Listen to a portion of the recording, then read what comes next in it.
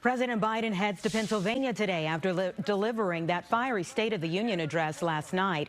He lit into his likely GOP opponent in this year's election and repeatedly criticized Republicans in the audience. Doug Luzader joins us this morning from Capitol Hill on the impact it could have on his re-election hopes. Doug, good morning.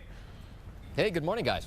All right, this really took on the flavor of a campaign speech last night. How is it being received this morning, Doug?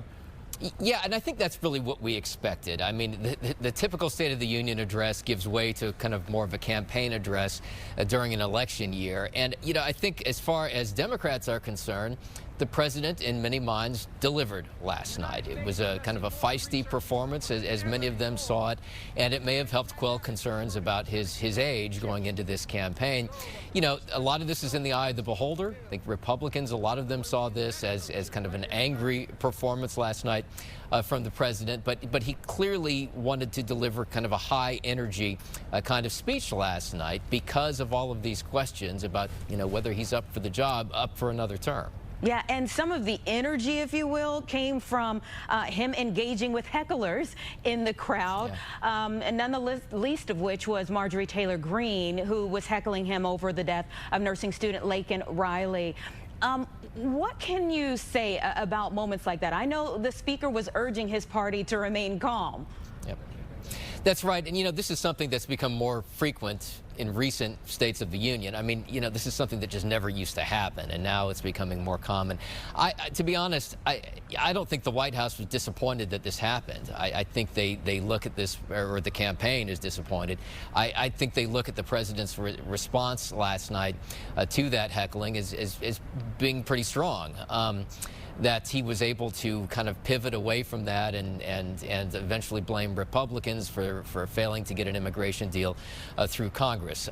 Now, whether this changes any minds is the bigger question here. How many people really watch a State of the Union address? It's not like it used to be when it was about the only viewing option that you had on TV. Now, you know, the viewership numbers are down compared to what they used to be. So will this have a big impact on the overall electorate? But at the very least, this does seem to have addressed some concerns from many Democrats about whether the president was really in for the fight for a second term. On that note, Doug, before we let you go, a lot of chatter leading up to the speech was it was as much about the words themselves as how he delivered the speech. What marks is he getting this morning?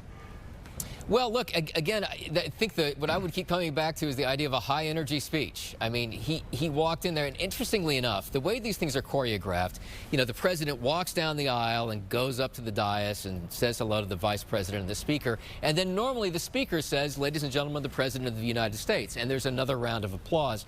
The speaker didn't even have a chance to do that. The president walked up there and just dived right into making his speech. So he was clearly anxious to get this going last night and to bring that kind of energy to the House. All right. Move officially on to election mode now. Indeed. Thank you, Doug Luzader. Yes, we appreciate you as always. Thank you.